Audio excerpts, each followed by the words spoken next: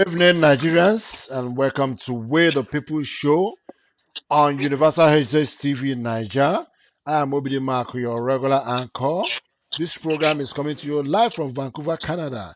Actually, the time is 11:22 a.m. here, and in Nigeria, I know it's 7:22 p.m. in Nigeria, and it's raining like cat and dog, as I understand.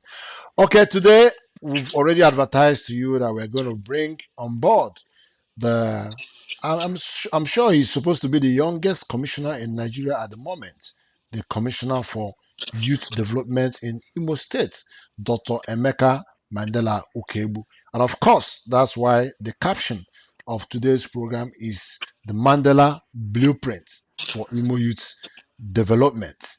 Ladies and gentlemen, I bring to you, if I call him comrade, I'm sure I will not be mistaken, but I will call him doctor because he earned it. So I bring to you Dr.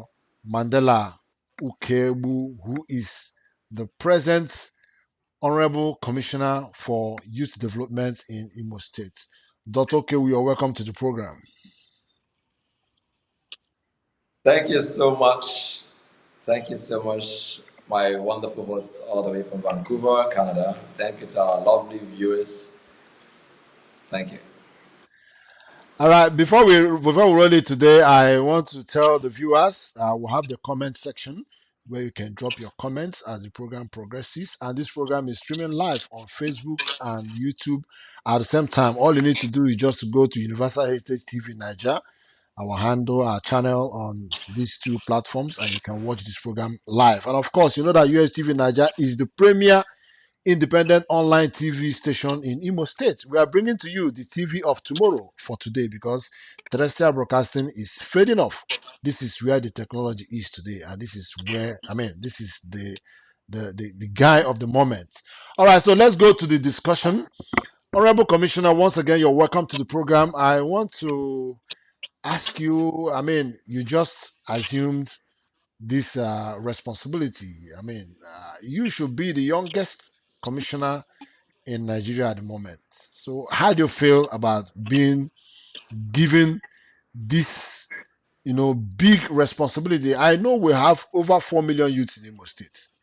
So how do you feel having this responsibility of leading this pack of youths in Nigeria? Because Imo State is the state that has the highest educated people according to statistics. And of course, the youths are majority of this population. So how do you feel, I mean, being saddled with this assignment? Well, I'm so delighted. I want to welcome our guests once more, our viewers from all over the world. How I feel is I can't express how I feel. First of all, I give the glory to God for giving me the opportunity to serve as not as a leader amongst my fellow youths, but as a servant amongst my fellow youths. I'm here to serve my fellow youths. I'm actually happy that this opportunity came to me out of, like you said, over 4 million youths in Imo State. And you are not actually wrong. Checking the statistics, I might probably be the youngest commissioner for youths in Nigeria and the youngest youth serving in the State Executive Council in Nigeria. Anyway, I'm not swept off my feet because I've been an advocate for youth inclusion in governance before now. And I've actually aspired to be the number one citizen in Nigeria when I contested for president of Nigeria. So being probably what you might call the number one youth in Imo State isn't not taking me by surprise, and I'm not really swept off my foot, like I said. However, I know it's a big feat. It's something that I am not taking for granted. It's something I know that I have to actually put up my best to represent the youth of Imo State and the youth of Nigeria. Because as an advocate of youth inclusion and governance, I'm someone who advocates that youth should be given an opportunity to come into governance and contribute their own quota. And I believe that young people actually have a lot and more to contribute, and our contribution will actually move the nation and the state forward. So I'm in that position today, and I'm prepared to lead by example. And make sure that the footprints I leave behind will be a footprint for an example for a lot of youths to be allowed to come and participate their own quota, knowing that there was a Mandela who was young and was commissioner and served on the State Executive Council, and he did excellently well. Therefore, a lot of youths can be given more opportunities. I've always said youths are not talks, youths are assets, and today I'm going to tell the world, I'm going to tell the Imo State that indeed, Imo youths are not talks, we are assets.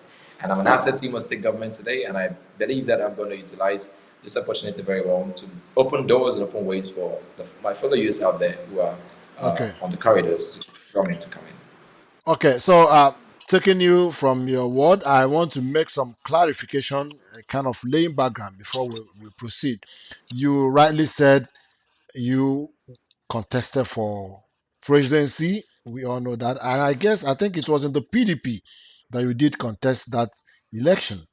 And then afterwards, you moved to the Labour Party alongside Peter Obi. I know you were one of the closest people to Peter Obi, while campaigned for the 2023 election. And of course, today you are working with an APC government in Imo State. I want to know, are you a member of the APC? Have you left Labour Party? Are you a member of the APC? And if actually you're a member of the APC, you also talked about example, that you're living for the youth. So do you think the example is good for them to move from the PDP like you did to Labour Party and then to the PDP? I mean, is that the good example you want for them? Thank you, my beloved friend. I strongly believe that I'm a pan Nigerian and I want my fellow youths to see the remodeling of a pan-Nigerian, and the pan-Nigerian is one who believes in Nigeria and who do not believe just in a party. Parties are vehicles to actually give your good legacies to the nation. We are patriots, and patriots we mean by those who love the nation, those who stand for the nation, those who try to defend and fight for the nation. And we put nation first, we put national interest first before party interest. So party is just a vehicle. Party is not the model that we are to follow. I say this boldly. Like you said, I actually ran for presidency in a different party before I joined Mr. Pitobi in his Labour Party. Pitobi himself was in the PDP before he joined the Labour Party. He was in fact in the APGA, and a lot of Nigerians out there are also seeing Peter B as a role model. So the example Peter B left by joining APGA, from APGA to Labour Party, from APGA to PDP, from PDP to Labour Party, it shows that he's also a pan-Nigerian. He doesn't believe in party, rather he believes in the vision of Nigeria.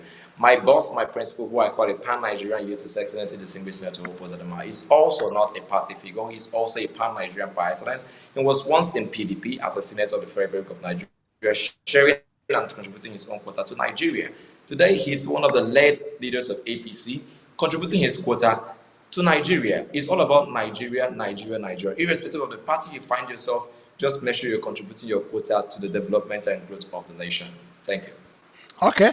Well, so many people will want to disagree with you on that, saying that actually parties are supposed to be ideological entities, which will actually distinguish the people's inclination, principles, and beliefs. You have conservatives, you have leftists, you have rightists, and all that. But maybe I'll just accept your explanation because, after all, the role model we're talking about, like the Peter B's and others, everybody's like jumping from one party to the other. So maybe your own time, let's hope that these things will start being corrected as we move on.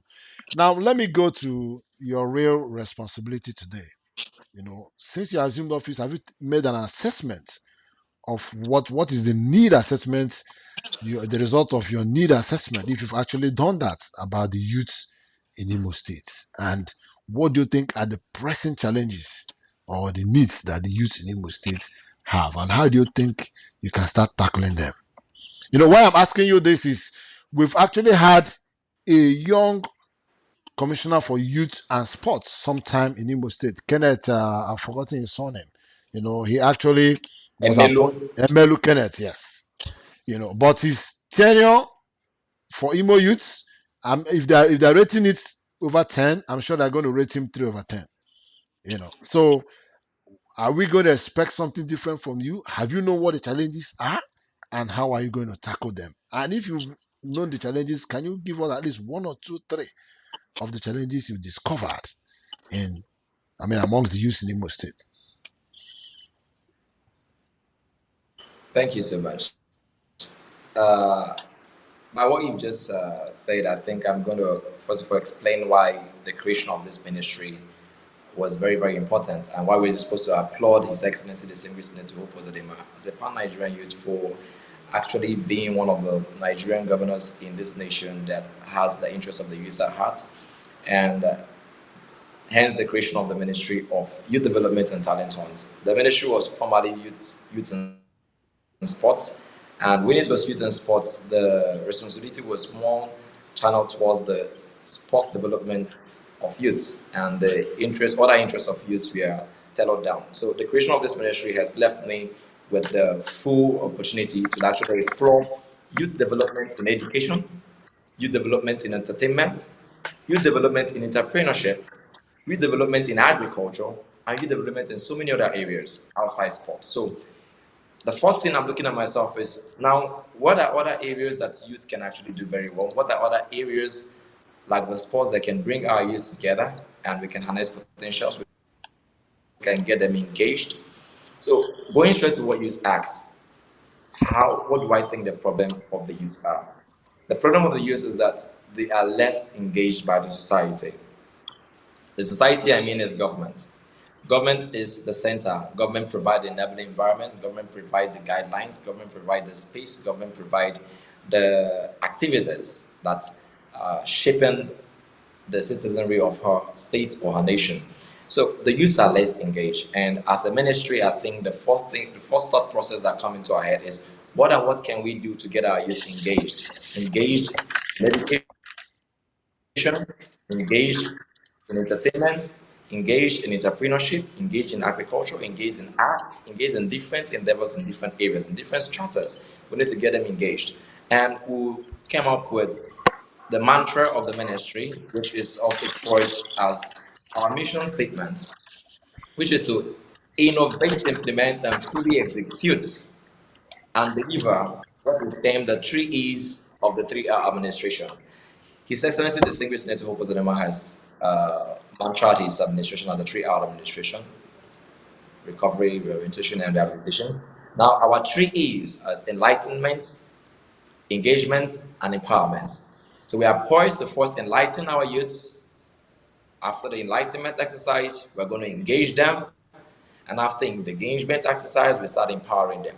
And why are we enlightening them? You see, there is no society that can thrive, no government that can thrive without first enlightening your audience, without first enlightening your citizens, your youth, on programs we intend to give out to them. For instance, before we started this program, you did an enlightenment exercise. You told people that such thing will be happening, and they were anticipating. But if you just popped up and start this show, probably people would just be wondering what's going on here. So the essence of enlightenment cannot be overemphasized. So we're going to enlighten our youth on the creation, on the need for creating this ministry, on what this ministry is supposed to come and do for them, which is to bridge the gap between government and the youths, to bridge the gap between youth activities and government implementations.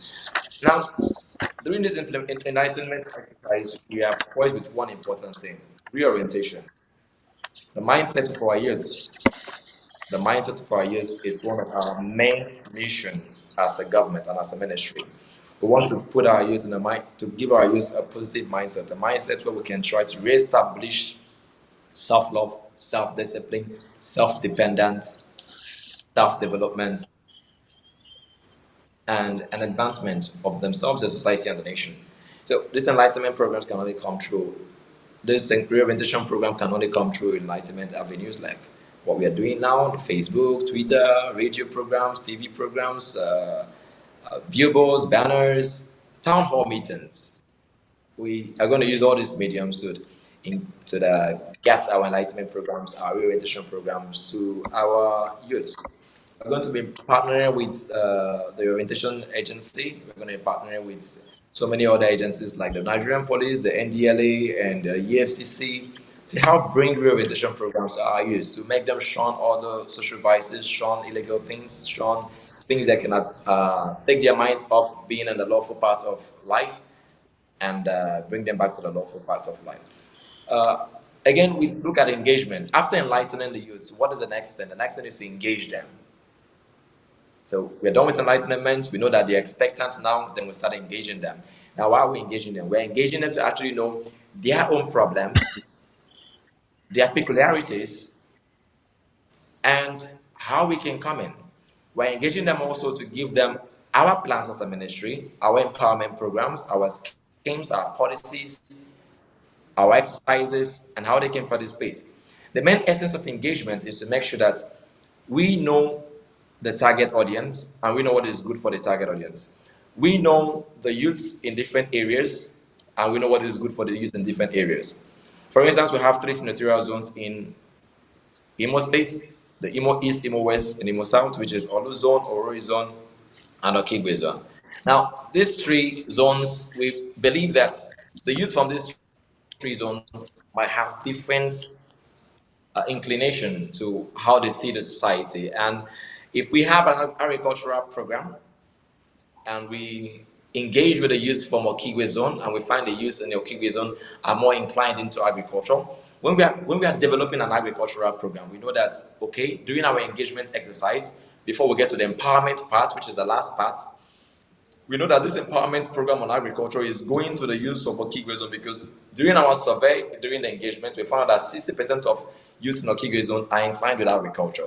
Now, we might look into, we can say Olu zone, during the engagement exercise in Olu zone, we're looking out to what are the interests of the people of the youth of Okigwe or Olu zone, and we want to know their peculiarities.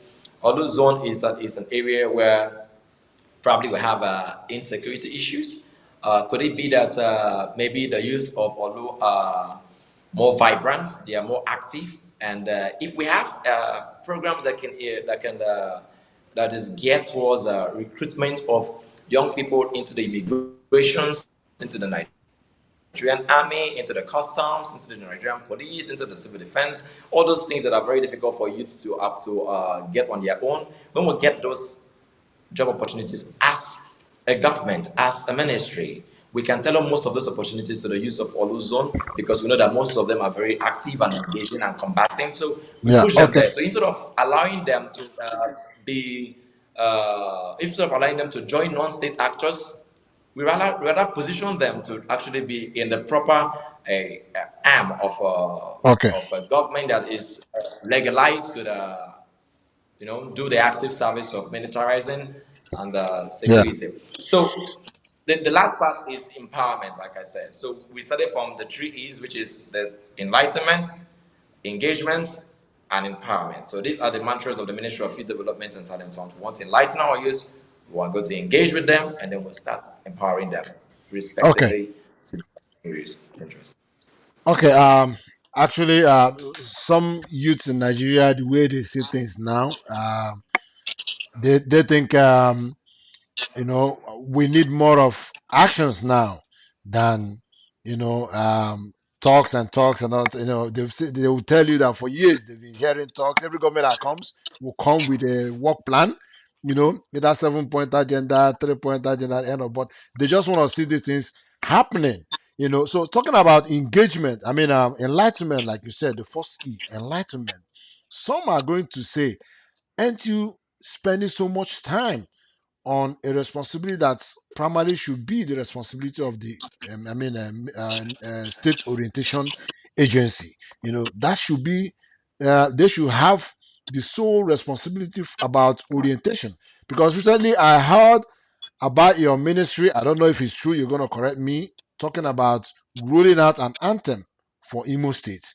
And I was like, I mean, they say if you keep doing same thing, same way, and you expect a different change, I mean, a different result, it doesn't work. When Rochas came, he came with an anthem, and as soon as he left, that rolled off and went with him. And if you are introducing anthem again for Imo, if it's a priority for now, I don't know whether you are borrowing the cue from the federal government. What they did was to, change the content of the bottle, right? But the frame remains the same. So I don't know if you are borrowing from Tinubu now to bring an anthem for Imo, and people are saying would this be an enduring project? Will it continue after you? Another government comes, they roll it off, and we'll keep having a different anthem after 4 years. I mean, if you can look at the anthem of Rochas, if it's okay, why not accept it? I mean, why not adopt it and we'll continue with it so that we don't waste dissipate energy on, I mean, things that doesn't touch our lives. And then also on the issue of empowerment. Okay, let me allow you answer this before I come to the issue of empowerment. But there are also Yes, people yes. people are also dropping people are also dropping their comments here. I want to take the one from Joe. Joe, yeah, Joe says, Joe Chooks. He says, I really love this commissioner. Always comes closer to the youths since he assumed office. Please don't change doing this. I guess that's what he meant. And I also have another one. That one is a question. Maybe when you're done, I'm going to bring the question from Okoro Donchuks Izondo. Yeah, he asks you a question, but when you finish answering this one, the one I asked you, I'll bring up his question so that you can also respond to his Oh, question. okay. Now, I wanted to respond to this because it was coming from my Facebook, the issue of Anthem. Very Yeah, interesting engagement I had with the youth on Facebook. Okay, is the anthem was not about national anthem or the anthem like during the rescue mission agenda. It's not really a state anthem. It's a minute. It's a mind ministry's anthem. It's a mind anthem. yes, the whole idea behind the anthem was to use that anthem. You know, music touches the soul, and music is the fastest thing that can actually get to our youths. So, we wanted to use the anthem to pass the message of the ministry. We wanted to use the anthem to actually sell the mantras of the ministry, the mission statement of the ministry was contained in that anthem. The slogan of the ministry, like I'm telling you, the three E's of the three R. You know, it was just the mission statement of the ministry was just lyrics. It was put into a musical form, right? Where the ministry is actually calling out on the youth to come and join us, rebuild Imo State in terms of youth development and help us search for talent. You know, if you actually listen to it, you find that it's very, very interesting. It's not it's not like an anthem for people to recite, but it's an anthem that the ministry will be playing every time, like an advertisement anthem, where we're telling people what we want to do. You know, we didn't call it. It was supposed to be called what do you call maybe an advertisement song, you know, but we use the word anthem just to draw the attention of our young people to it. It's actually a song that is lyrics to model the mission statement of the ministry to tell the youth what we want to do for them and what we have come to do.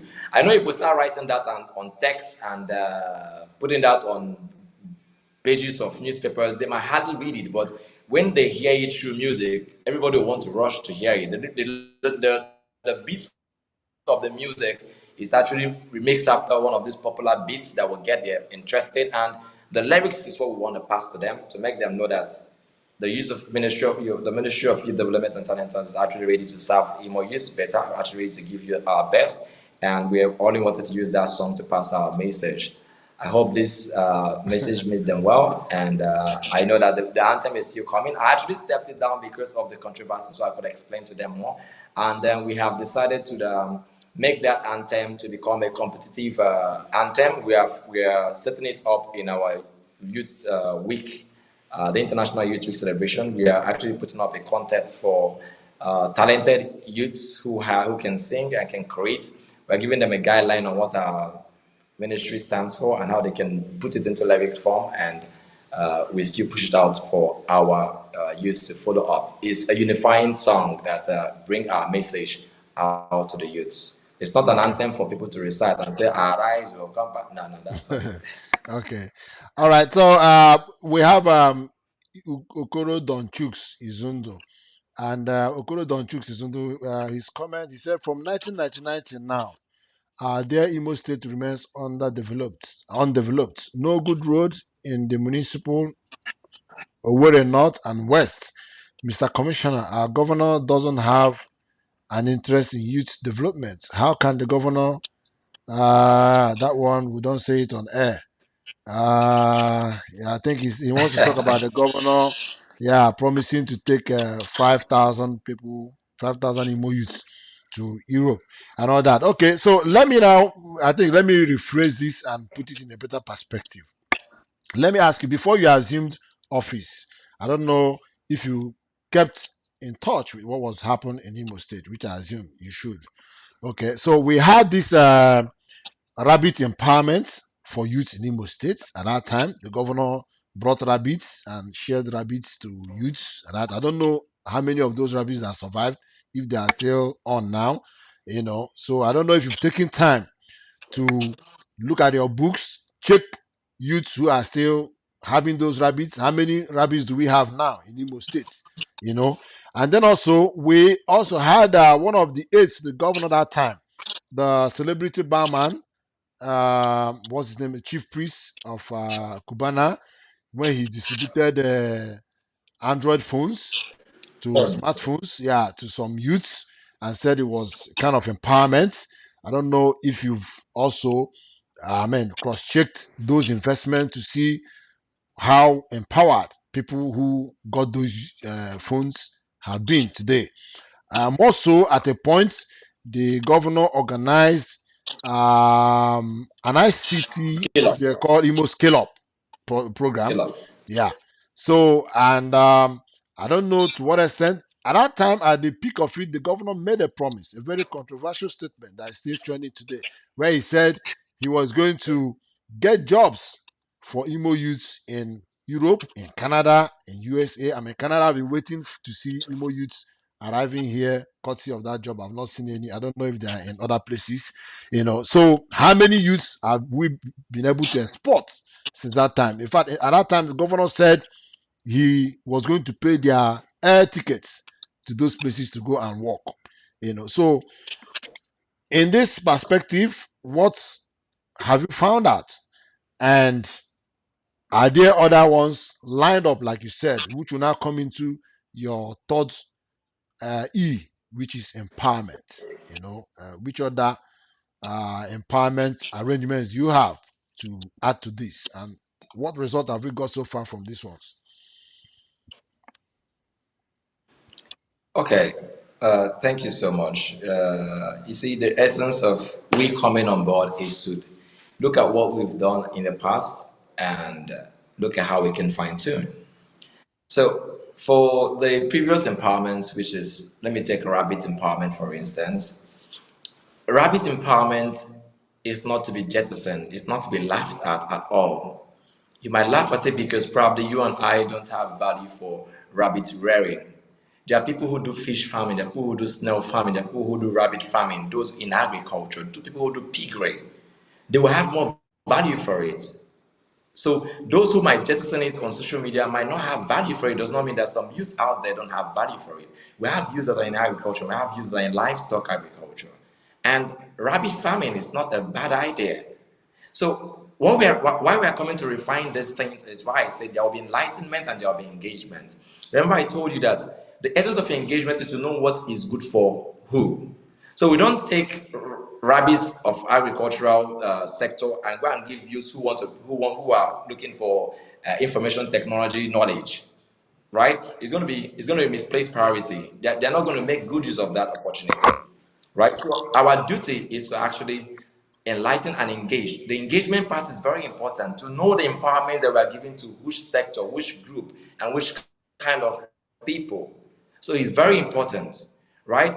Currently now, we as the ministry is sending out some youths to go to Osun State for a training in waste management and recycling.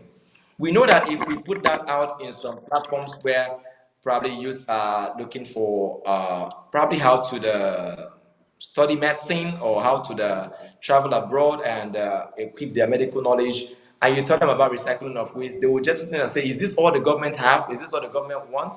But there's some people out there who actually are looking for opportunities on how to learn how to recycle waste and start up small cottage businesses that can become a cottage industry, and the whole waste in Imo State that is being shipped to Lagos will no longer be shipped to Lagos. It will be recycled here in Imo State. So the essence of engagement is actually know who is fit for what. The Android phones you talked about, oh no, that cannot be overemphasized. That cannot be devalued. A lot of our youth that couldn't afford Android phones we are opportunity to do that, an opportunity to have that. And we cannot say we cannot go and trade. Every youth who have that phone has made good use of it. It has increased their exposure to WhatsApp, exposure to Facebook, exposure to YouTube, exposure to Twitter. Many of them have got opportunities by opening verified Twitters and on Facebook accounts, and they are being paid from these accounts because of the content they create. So these have added value. I wouldn't say that that has not added value. And we talk about laptops. Obviously, I can tell you that many of our youths who actually got those laptops are remain ever grateful to date. And those laptops have also added values. Many of them have learned tech skills using those laptops. Many of them have learned a lot of programming and programming skills using those laptops. Many of them have learned so many things using those laptops. So I would also not jettison that. It's an applaud to this government, So going forward, you talked about the jobs for our youth in the diaspora. You're in diaspora, and I know very well that you and I know that these things are not rocket science. That it might not But happen, remember, on the face of Imo State government did not Facebook bring me. programs. Remember, it's not Imo State government that brought me here. Yeah, Remember. yeah, I'm coming. Uh-huh. Just listen to me. Just listen to me. Yeah. Give me the space. Now, you see, I'm a medical doctor, and I my private clinic. I have recommended and sponsored a lot of nurses and doctors to the UK under my clinic, under my hospital's name. I've done that. So if I can do that as an individual, what is a government? Why can't a government do that? Again, even in Canada where you are, we have a lot of advertisements that are genuine that comes from Canadian companies, even those seeking for truck drivers. I'm not saying we're pushing our youth outside to go and drive truck, but you know that those driving truck abroad are well earned more than even some doctors and nurses in Nigeria. But I'm not saying that's what we're pushing them to do. We have such advertisement of companies actually seeking for young people who have such skills in Nigeria and in Africa. As a government, if you organize yourself well and bring your youth together who have those skills and use an MOU, which the European Union has then and I've looked at those documents as I'm speaking to you, the actual group of people that actually proposed that from the European Union. I've met with them, I engaged with them last week, and I said, what made this process fail? At what point did this thing fail? And at what point can we revive it? That they have made me understand that the European Union, through companies in Europe that want to train IT experts used in the information technology, they will train them and have them work for them. Because information technology employment in the Europe is quite expensive from Europeans. They know that Africans is where they get cheap labor. Before, India was where they got cheap labor, and that's why they moved all the information tech to India, and India is almost taking over the world today. Now, Africa is the next destination to get cheap labor. I'm not demanding Africa, I'm not demanding Nigeria, but I'm telling you that was the intent which they used to come to say they want to get cheap labor, right? So they want to train Nigerians in information technology and re-employ them to work for them at a lesser fee. For instance, if you're paying a European $1,000 to actually to work as an IT tech in the Europe, an African might collect $500, and it's a big money for Africa, for an African, for a Nigerian. $500 is way whole lots of money. I mean, $1,000 is above 1.5 million naira now. I don't know, some doctors, 90% of doctors are not ending up to that. So imagine what you're paying a youth close to 750,000 naira for learning an IT skill, and you're paying it to him in dollars, which is $500. To them, it's a small money, but to us, it's big money. So the idea behind those 5,000 jobs was to equip our youth through the skill up exercise, train them in these IT information knowledges that are needed in some companies in Europe, and then link them up through government verified process. And I tell you, the number might be over bloated, but it was not intended to push the whole number at once. They were to go in phases. And I tell you, it is not rocket science. It's not out of place, right? Okay. So we'll get back to that on each one on All each right. level. So Okay. that's just I wanted to just say Yeah. that. So yeah. So Thank you. moving on. Moving on. You mentioned just for information's sake anyway. That's on the side for information's sake. For those who are interested, who want to come and do trucking overseas, I want to let them understand that it's not that easy. For here in Canada, even if you're a truck driver in the past and you come to Canada, you have to first of all enroll into a school where you pay nothing less than $10,000 before you train. And after training, you have to apply for the license, the class one license, which costs so much again. But I'm sure the government can do it if they actually want to do it for citizens. Maybe one or two, three, four people, they can do it. Presently, I'm also in ICT. I'm a cybersecurity analyst now. And I know that and IT presently over here, they emphasize so much in having permanent residency before they can employ you, because you are going to be exposed to a lot of the secrets of the company. So they want to be sure you are not running away to your country. You have to be here to do it anyway. So just on information side. And also, Honorable Commissioner, I want to also inform you that the Canadian government has already now started a program. I'm not encouraging the exporting of our youths, but I mean, if they can come here, if they can come here also to work and earn, that would be good. Right now, if you're a medical professional in Nigeria, Canada has introduced a scheme now that allows medical workers to come to Canada with PR visa. Once you get an employment in a health agency here, they will give you your PR directly and you come here and you start working as a permanent resident. They've just started it, I think, a few months ago, 2 months ago now. So that is also Wow, wow, an that's so opportunity. great. Yeah, that's an Thank you for such opportunity we information. can also explore, in Imo States through your ministry. We can explore that to see as many as possible. Not just doctors, not just nurses, but even healthcare workers. Good qualified healthcare workers can also get jobs here for that. Of course, if you're a doctor and nurse, you come to Canada, you can't just practice. You have to go through, you have to start as a healthcare personnel before you move. And like you said, you also earn very, very high, right? You earn like 25, $30 an hour for 8 hours every day. So you know what it means. So, but let's move on with the interview. I still have people who have dropped comments here. Godson Ogwechuba. He said, "Good evening, Honorable." He's hailing you. And another person, Gozi Kano, said, "Okay, that's very clear concerning the anthem. I think you have clarified that now. Even me, before I thought you were coming up with a new anthem, and I said, is this not the branding of Rocha style?" Okay. And Okoro Donchuk Sizundi continues to say, please, can we have the following in every primary, secondary school skills development programs? I'm sure you're going to look into it. Let me ask you, there are two key questions I'm going to ask you because I know you want to run for something. You are supposed to go for another meeting. But let me ask you two questions now. The Yesterday the president signed in, I mean, they commenced the student loan scheme in Nigeria. What plan do you have? Imo State is the state with the highest number. I think Owerri has the highest number of higher institutions in Nigeria. When I was here, I don't know if it has changed now. And Imo State has always been the highest in terms of education in Nigeria. More youth literacy, hunger for education, everything. In fact, in terms of youth, school enrollment, higher education enrollment, I think Imo State should be number one.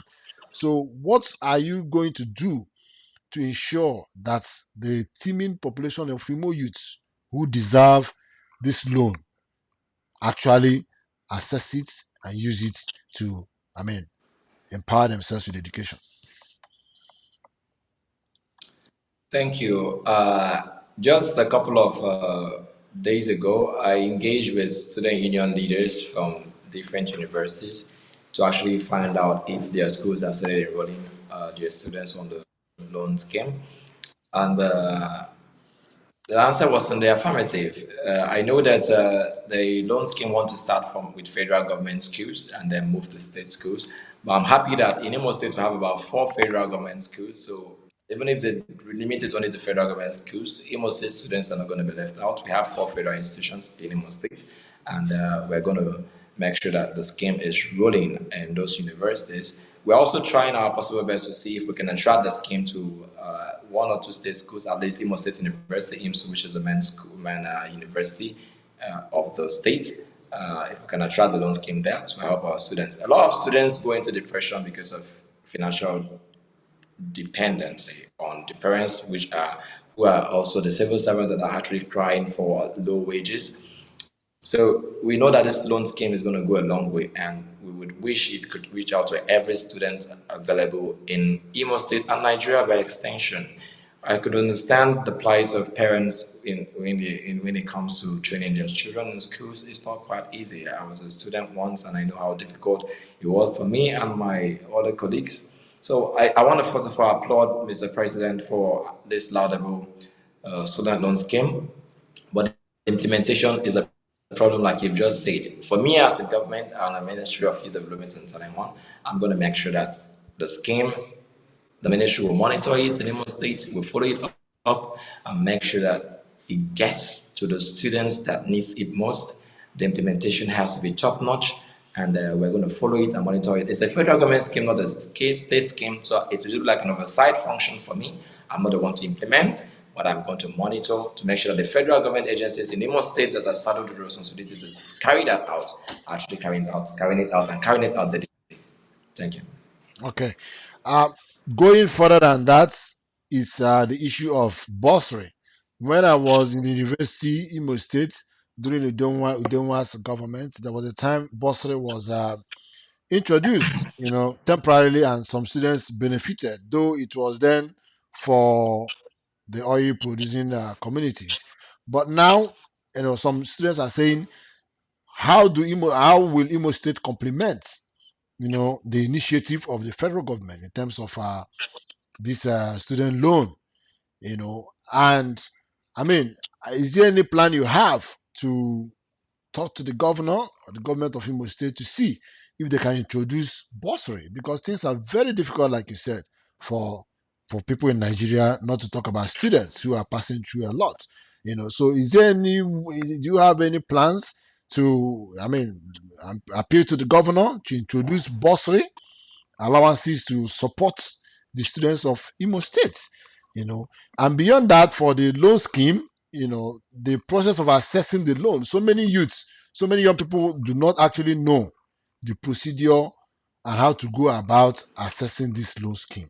Can you set up a small directorate or team in your office to start engaging with the youths, bringing them up to speed, making inquiry at the federal level to find out the procedures, how to make it seamless, and then getting the youths in Imo States, educated on how they can assess. Because if you're not educated, if you're not informed, you are deformed.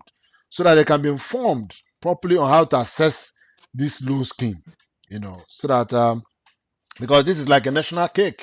You just the whistle was blown yesterday, so if we don't rush now to grab ours, before you know it, it might finish.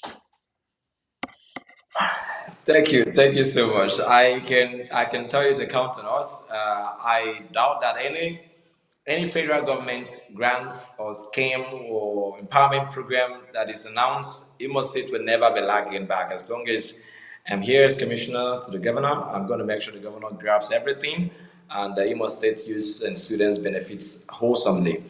Just yesterday, after the announcement of that, we set up a committee that is yet to be announced, and directions are yet to be given to our students that would look into the monitoring of the implementation of the loan scheme as it affects our Imo State students.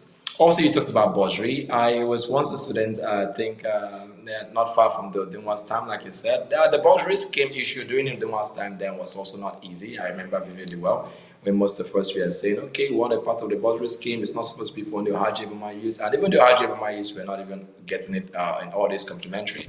But I think Odinwa was the only person that tried to initiate it. Came, Richards, it all died down. I remember again during Richard's time, we tried to revive it, and it was not really coming forth. Just barely 2 days ago, I had a meeting with some students from Ohaji Roma region, and the same issues brought up. It was after an NDDC program that was held by the Ministry of NDDC. I was invited as a Ministry of Youth because some youth and students would be consigned. And after that, I engaged with the students from the area, and they talked about how their counterpart states that belong to Oyi region are actually enjoying bursary, and how they wish the governor can actually extend that to them. I shared in their plight. I told them I was once a student, and when I was a student, I wished I enjoyed bursary, and now I'm in the government. I'll do everything I can to make the governor probably talk to the NDDC commissioner and the NDDC rep, and also the ISOPADEC rep to see how they can initiate some trust fund pause for bursary, no matter how little it is. I think it's something that I will try to see before the end of this administration. I can assure students that what I'm saying is what I can implement, and I know that I will do it. Thank Okay. you. All right. Somebody asked a question here. Ngozi Khan, she asked a question. She said, there seems to be some information on a proposed International Youth Week coming soon. As fillers, fillers have it, is that from the ministry? Can you shed more light on that, sir? So, are you planning an International Youth Week? And another question or suggestion from Izu Donchuk Okoro. He's talking about skills, you know, that he said we need technology, we need good uh, plasters. I guess he meant mason workers, mason. We need good bricklayers, we need good mechanics, we need good electricians. The government need to bring back handwork teaching in both private and public schools every Thursday. So actually, this is a germane point because if you remember what is happening, if you look at what is happening now, you see that if you are looking for real technicians for any work now, you have to go to either you go to neighboring countries or sometimes our brothers in the southwest to go and bring them. You know, sometime I had a tailoring outfit in Owerri, and for me to get tailors, we had to go to Kogi State to go and get tellers to come and so do you have any plans of reintroducing skill training, skill acquisition for the youths, in these areas that he has mentioned? And also tell us, are you planning a international youth day? Let's know. Okay, I wish I had plenty of time to take all Oh, this your question, time but is I think okay. this might have to be Okay. the last one to run off. Okay. Yes, I'll be very brief on the International Youth Day. Yes, we are actually planning an International Youth Day. August 12th is marked as World International Youth Day, and it has not been celebrated in Imo for some time. So, with the creation of the Ministry of Youth Development, I think we're going to actually identify with that day, and we're going to do something very spectacular for Imo youth. So, they should anticipate. In the coming of days, we'll be seeing our flyers, seeing our programs, and we're going to be engaging as much as we can. Okay. For the other section which I want to talk a little bit before I hop up is the skill. In fact, on 15th of July was named World International Youth Skill Day. And if you listen to my message on that day, I had a radio program on that day. I actually made the announcement of launching the One Youth One Skill initiative in Imo State. And the essence of that is because we know there are a lot of skills to learn. The person that asked that question has just gone to town. When we talk about skills, we're not just talking about professional skills like medicine, lawyer. No, no, no. There are vocational skills that people need to know and have. I know that these skills are what some industries and companies are actually seeking for right now. And most of these Yeah. skills now have certification courses. I'll tell you what is happening in the oil region in Imo State here. The SEPLAT.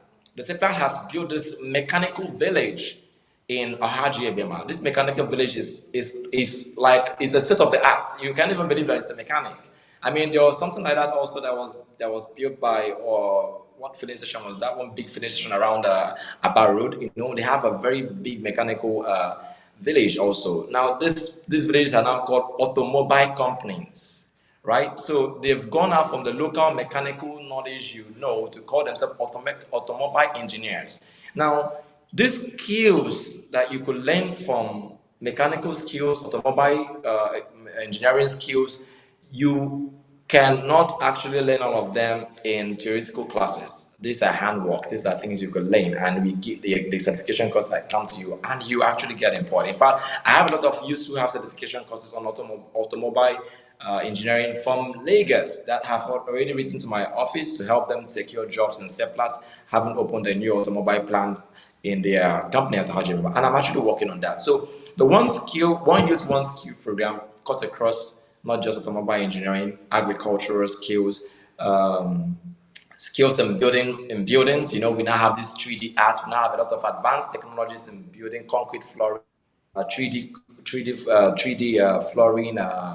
We are even moving out from the POP setting, and there's so many skills that we can actually impact our Yeah. youth with, and it's very easy to give them these skills. You know, it's more easy for the government to fund vocational and skill programs and actually giving scholarships in the whole university of 4 years and 5 years. So we are poised more with seeing how we can empower our youth with skills than pushing them into scholarship programs to go and study. No, I'm not saying we're going to leave that out. We're going to do that, but we're going to give more attention to equipping our skills, our youth with skills, so they can get Okay, engaged with Honorable companies Commissioner, and easily get self-employed. Honorable Commissioner, before you run out, let me ask you the final question.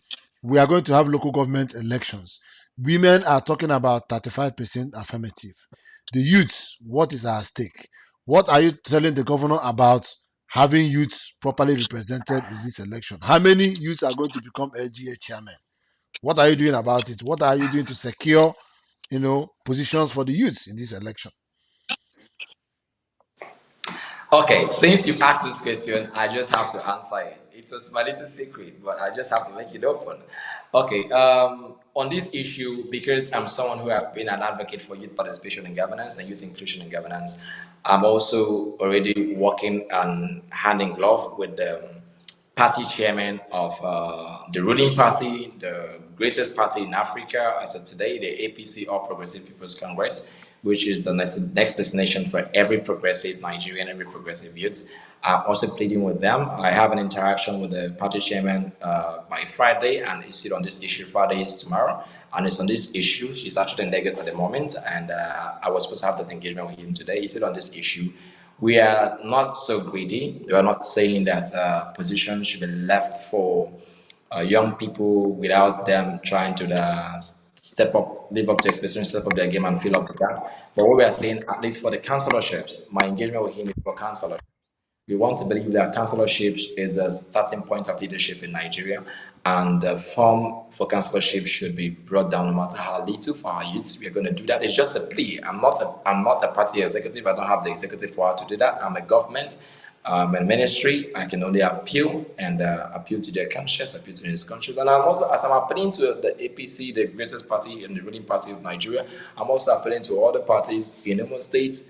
As a ministry, please avail use the opportunity to contest, to answer contestants, to try their luck, to try the opportunities to expose themselves and give their own leadership contribution. Also, we are also advocating that the vice chairman's slots, assuming they're not able to bring down the party form, the vice chairman slot, which will not require a youth to actually pay any money, they should utilize the vice chairman slots to compensate the young people of Nigeria and the young people of Imo State, which this election is actually hosting. So Maybe you can I can properly tell you define it that the as coming. young females. Maybe they can use it to uh, compensate the young females so that it will be properly defined, so that you don't enter a war with women over this. Yeah, Yeah, I agree with you. I agree with you. So yeah. I can assure you that you'll be seeing a lot of young people fielded as vice chairman in the 27 local governments in Imo State. And by the special grace of God, if all things being equal, the fund for councillorship might be reduced a little bit for the Okay. use of Imo State. All right. Thank you, Honorable Commissioner for Youth Development in Imo State, Dr. Emeka Mandela Ukebu. Thank you for giving us insight into the Mandela blueprints for youth development in Imo State. I'm sure we are going to continuously have this engagement because it's good that we keep having it. It's going to be helping to inform the people, and also be able to track your progress in the ministry as you move on. Because you are one of us, you're a young man, you're one of us, so we are more interested in you than any other office and any other ministry. So you should know that all eyes on you as you work. All right. Thank you, Honorable Commissioner, for being part of the program. Thank you. And I hope next time you also avail us the time to participate. Thank you so much. Thank you so much. And I pray we're going to continue this. It's going to be a monthly thing if possible. Tomorrow will make me 1 month in office. And I can tell you that Beautiful. we're gonna give you back-to-back activities. Beautiful. Well, I also have my studio in Owerri, so at any point in time, they can come over to interview you if you wish to. You can go to the studio there. We are located at Port Harcourt Road at the NUT Plaza. We are at the third floor there.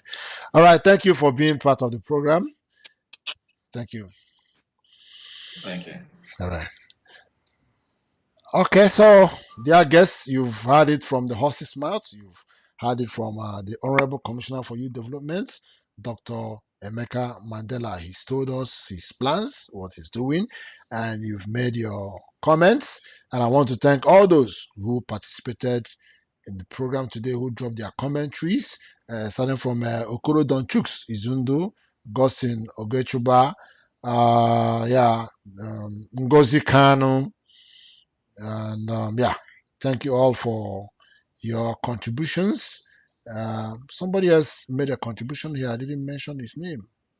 Victor, Ned, Alioke, and Joe Chooks, or even Blessing Opareke, NWC also contributed. All right. Thank you guys for being part of the program, and all those that didn't drop comments, we appreciate you.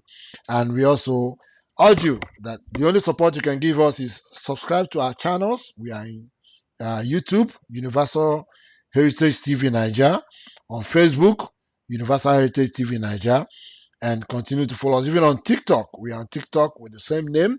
We are on Instagram with the same name. And I tell you, UATV Nigeria has come to stay. We are bringing you the TV of tomorrow today. Terrestrial broadcasting is fading off. Online TV is the in thing, and that is what is coming on board. And that's what we have brought to you. That time and money you used to go and spend on those big TV stations in Lagos and Abuja, you can give us a little of it here, and you have the same global reach, you know. And we also archive your your features. If you feature here, you are archived. You can always watch it anytime, any day. It could be called up, and that's it. So thank you all for watching, and know also that we cover events. We have our state of the art facilities for our coverages. So if you have your child dedication, you have your wedding ceremony, you have any kind of ceremony that you want to be properly covered, please, marriages, burials, please come to us. We will give you the best coverage because we have the equipment and we have the right people manning them. I'm Obidi Marco, your anchor, and from Vancouver, Canada, I'm saying bye bye. I'll see you next time. Enjoy your evening.